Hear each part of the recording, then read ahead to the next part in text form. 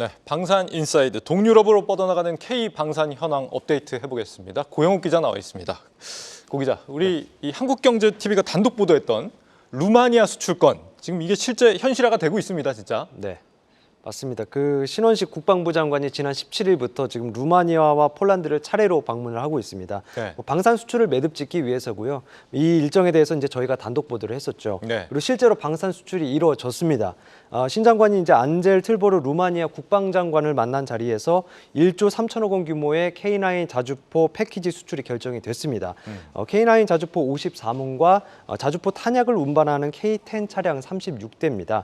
한화 에어로스페이스가 만드는 무기 체계고요. 이로써 이제 한화 에어로는 K방산 최초로 수주 잔고 30조 원을 돌파했습니다.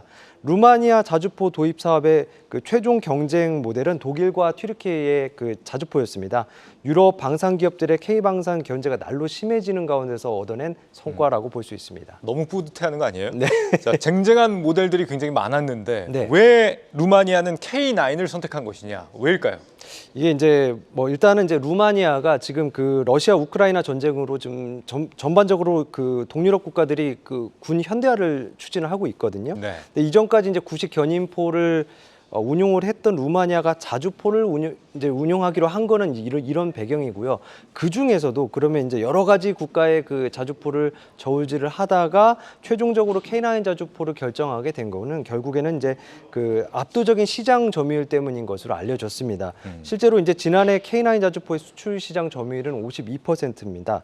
뭐 이번 루마니아 수주로 K9 자주포 운용 국가가 한 곳 더 늘어서 이제 10개국이 됐고요. 루마니아는 이제 전차 교체도 추진을 하고 있습니다. 이웃 국가인 슬로바키아는 신형 전차 도입 계획을 발표를 했고요. 뭐 이에 따라서 이제 추가적인 수출도 기대해 볼 수 있습니다. 예. 네, 후보 기종은 뭐 이제 잘 아시겠지만 현대로템이 만드는 K2 전차 지금 거론되고 있습니다. 그간의 수출 실적이 더 많은 수출을 오히려 이끌어내고 있다 이런 얘기인 것 같은데. 네. 한화에어로는 그렇고 현대로템 이 K2 전차 네. 기대감이 높아지는 것 같아요. 폴란드 쪽이죠, 이거는? 네, 맞습니다. 뭐 폴란드 지난 2022년에 이제 폴란드하고 1,000대 규모의 수출을 하기로 일단은 그 계약을 했었는데 네. 그때 당시에 이제 맺었던 거는 이제 큰 틀만 잡는 기본 계약 1,000대였고요. 이제 실제 법적 구속력이 있는 1차 실행 계약은 180대만 맺어졌습니다. 그러니까 이제 820대가 아직 이제 실행 계약을 맺지 못한 채로 남아 있는 거죠. 수출입은행의 금융 지원 한도가 꽉 찬 게 문제였었는데요. 올해 이제 3월 수훈법이 개정이 되면서 추가 금융 지원이 가능해졌습니다. 이에 대해서 이제 석종건 방위사업청장은 최근 프랑스에서 열린 방위사업전에서 이제 K2 전차 2차 실행 계약을 올해 중으로 하기 위해서 이제 정부 차원에서 신뢰성 있게 협상하고 있다고 말했는데요. 이제 구체적인 시기에 대해서는 이제 오는 9월 폴란드에서 열리는 국제 방위산업전을 계기로 실행 계약을 체결할 가능성이 높다고 말했습니다. 금액은 뭐 4조 원대로 알려졌습니다. 폴란드향 K9 자주포도 이 금융 지원 대상 아니었나요? 그거는 지금 뭐 어떻게 진행되고 있어요? 네, 맞습니다. 그 지난해 12월에 이제 일단 1차적으로 맺었던 게 3조 4,500억 원 규모의 그 K9 자주포 수출 실행 계약을 맺었습니다. 네. 근데 이제 그 양국 금융기관 간에 이제 별도의 수출 금융 계약이 이루어지지 않으면 이 실행 계약이 무효가 될 수 있다는 그 조건이 붙었었고요. 만기가 이달 말까지입니다. 저희가 한번 보도를 했었죠. 이제 이날까지 이제 실제 금융 지원이 이루어지기는 어려운 상황입니다. 왜냐하면 이제 그 수출입은행의 자본금 한도가 뭐 10조 원이 늘어나기는 했지만 실제 자본 납입은 5년에 걸쳐서 2조 원씩 이루어질 예정이거든요. 이제 다행인 것은 이제 여기에 대해서 방사청장이 최근에 또 이제 거론을 했는데요. 수출 금융 계약 만기가 좀 연장될 수 있다고 언급을 했습니다.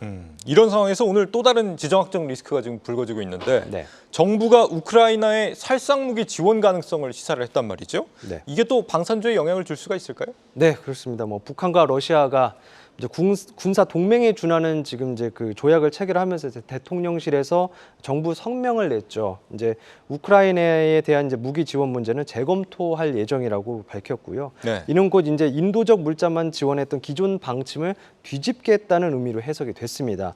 그동안 이제 우크라이나 무기 지원은 이제 포탄을 미국에 빌려주는 방식으로 우회 지원만 했었는데요. 이제 155mm 포탄이 대표적이고요.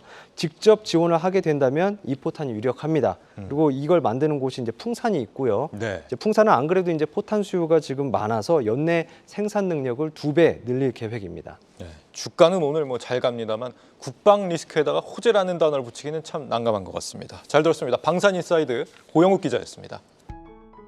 계속해서 다양한 경제 이슈를 알고 싶다면 구독과 좋아요, 알림 설정 부탁드립니다.